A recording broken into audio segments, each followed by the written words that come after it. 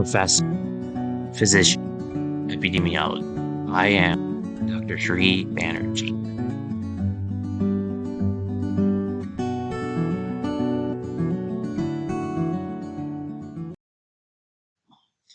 Hello, everyone. I'm Dr. Sri Banerjee, core faculty for the College of Health Sciences and Public Policy at Walden University. And in this lecture, I'm going to be talking about shock. There's a lot of time in epidemiology that we spend in talking about communicable diseases, non-communicable diseases, chronic diseases. But very little time is spent talking about acute care and unintentional injuries and everything pertaining to that. So this lecture today I've designed uniquely to go over multiple types of shock in the context of a case study. So what I'll do is I'll introduce you to an actual case scenario and then go through the different types of shock and demonstrate to you different topics in acute care epidemiology that could be explored. So let's get started here. So with this case for the AMA, an 82-year-old man is admitted after being involved in a motor vehicle accident. He has severe chest and abdominal injuries. His head and extremities are only minimally traumatized, and that's important to note, head and extremities, and I'll get to that why. He undergoes surgery for a splenic rupture. That's important to note. After 8 hours, he becomes hypotensive and febrile and is intubated because of respiratory failure. He rapidly develops disseminated intravascular coagulation, which was actually an unfortunate end result for COVID patients. Which of the following is the most likely diagnosis?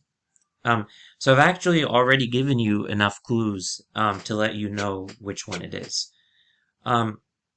So those of you that are familiar with trauma, maybe spent some time in the emergency department, know that one of the most common types of trauma when you have a lot of loss of blood is hypovolemic shock. But what do you have to ask yourself? And yeah, there might be hypotension going on, and of course this is a sign of shock. But where is there disseminated intravascular coagulation going on? So this is the process where there's an excessive release of cytokines, and once that happens,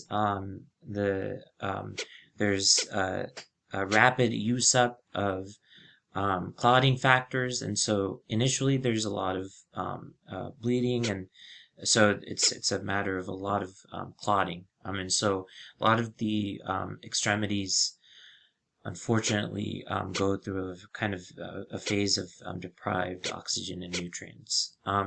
So this is kind of a cycle that takes place. And if you look at any diagram of disseminated intravascular coagulation, it's very difficult.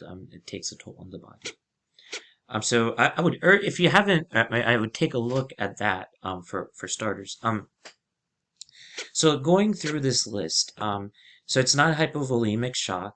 Do we know that is it cardiogenic shock? Well, it's a possibility, but now again, what might have happened. How is that a possibility? Well, there might have been during the motor vehicle accident, blunt force trauma, which might have caused a cardiac tamponade. So that's when the pericardium, when there's blood within that cavity surrounding the heart, causing the heart to not be able to beat in the full way, and that causes shock. But that wouldn't cause DIC either. And in terms of anaphylactic shock, of course, that's a type 1 hypersensitivity And so that is not an option either for us.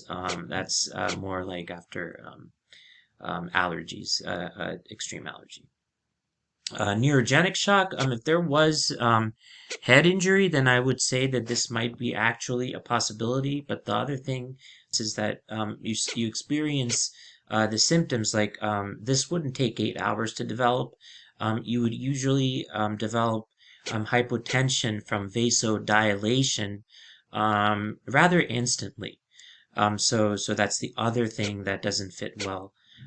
So believe it or not, the answer here, the right answer here is septic shock.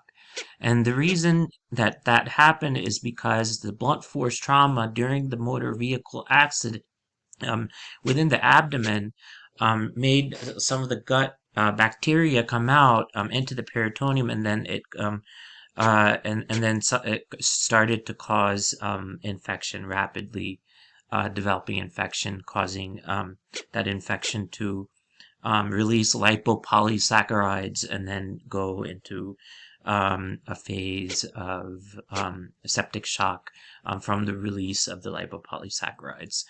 And so that was the mechanism of action through which this person unfortunately experienced respiratory failure.